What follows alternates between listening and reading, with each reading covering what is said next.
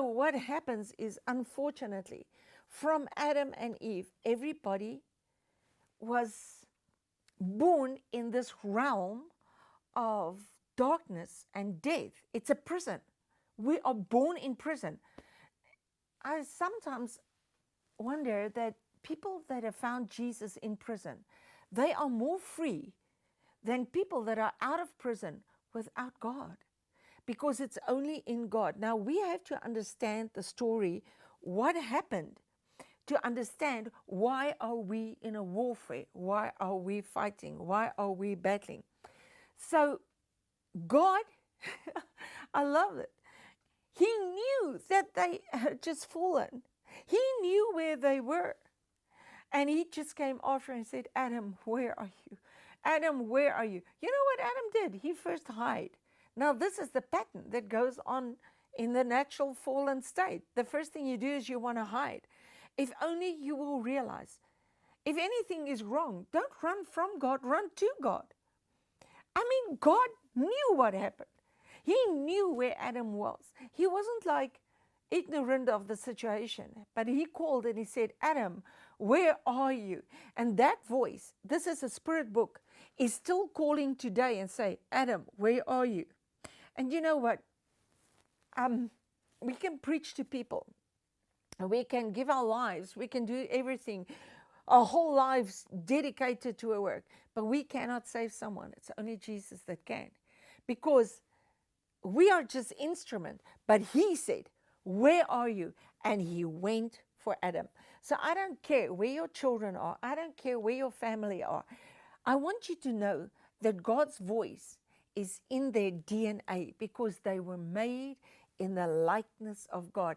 Now separation comes, but God will not give up. But the battle is started and it raged. So the first battle that started was between light and darkness. The pattern that creation happened in is also the guarantees that the end will be rest, because the end is determined from the beginning. And the minute Adam and Eve fell into this dark, fallen world that is formless and void, and it's just destruction, even your success is not success because it's not eternal. It might feel for you, you reach something. Surprise, surprise. When death knocks at your door, there's nothing of that going with you. You're going out this world naked. Not even your clothes is going. Your spirit goes. And what is your spirit? That is you, because you are made in the image and the likeness of God. The Spirit is what came out of the Father, out of the Spirit, out of the Son.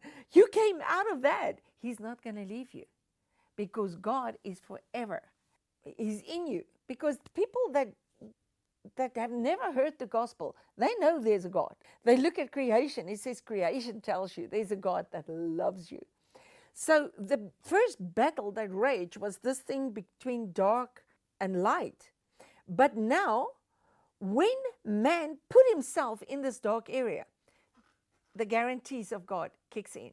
So now preparation starts again. But it's in this natural fallen state. And this is what our history is. It is a preparation for God's Son to come down into this realm, so that we as sons can again go back to that realm.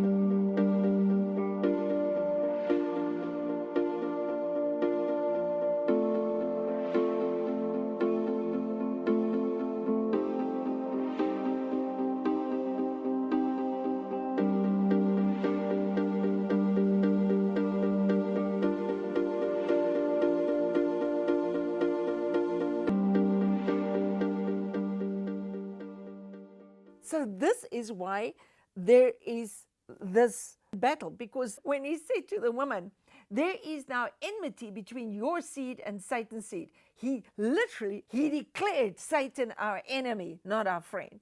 Because if he declared Satan the friend, we would never get out here. So this is why there is a battle. There's opposing forces. And Satan himself tried to destroy the good seed. We see it in Moses. We see it with Christ. He destroyed a whole generation of babies. But the thing, he hasn't got a body down here. He needs a body to function. So he's always looking for a body that he can work through. Now, when Moses got the plan of the Christ coming, it was a pattern for the Christ to come. Satan then infiltrated that system. Because when Jesus came, he said, "You serpent seed." In other words, Satan, he literally, we're in idolatry with the system. He came and he deceives and he lies and he steals and he kills and he deceives and he lies and he steals and he kills. And there was no hope for man. But there was one man, Abraham. Against hope, he believed in hope. And we see before the flood, it was like crazy. It was just going bad. The first time men called after God was the first sacrifices that was offered in Abel. And when the sacrifice went up, death was secured. Because of a situation of man calling out to God and recognizing God, there was the first religious fight. And I'm telling you, the history is plagued with religious fights. They were fighting for Jerusalem, and the Christians were always fighting. The biggest wars in history was Christian wars. Now, this is absolutely pathetic, because we should not be fighting the people that believe the same as us. We should be fighting darkness. So it's like people are caught up in wars and fights that they don't even understand. Who are they fighting? But in spite of all the deception, in spite of all the lies, in spite of all the wars and fightings, God's purposes went on, because darkness is no match for God. God had his guarantees in place, and we see history literally playing out in those 4 days of preparation. So the 4 days of preparation in light has now come to 4 days of preparation on earth. And eventually it's going to bring us back to rest and to light. So day one, there was light. It was a new beginning. It was the beginning. Now there's a new beginning. And that was with the flood. Everything was taken out and there was a new beginning. In the calling of Abram, he said, "I call you, and in your seed after you, and in your seed in their generations."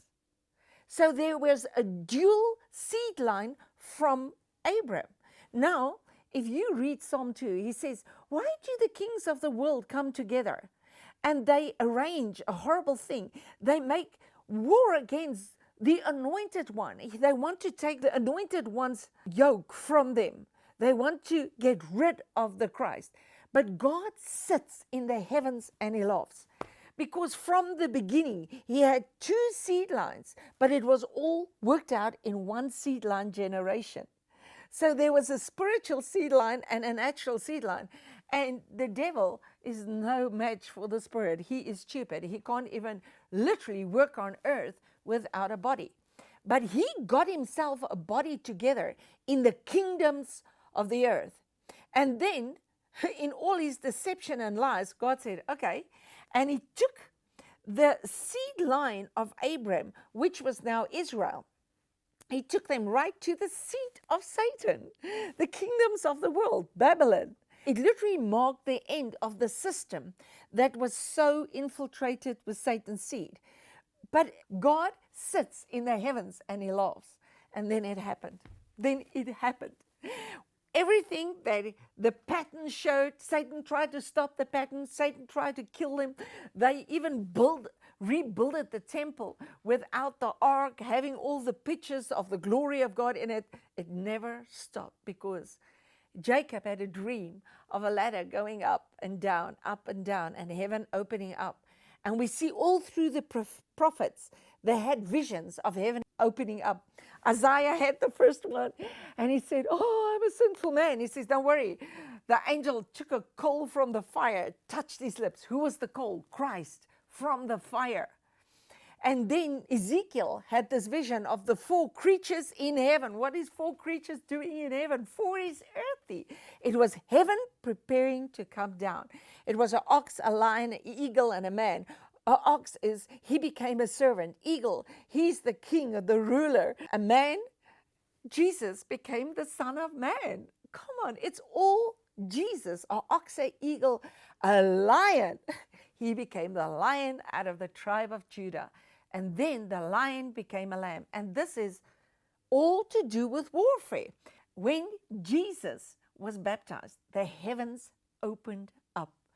Now the division of darkness and light was broken, and light came right into darkness. Why? To restore what was lost.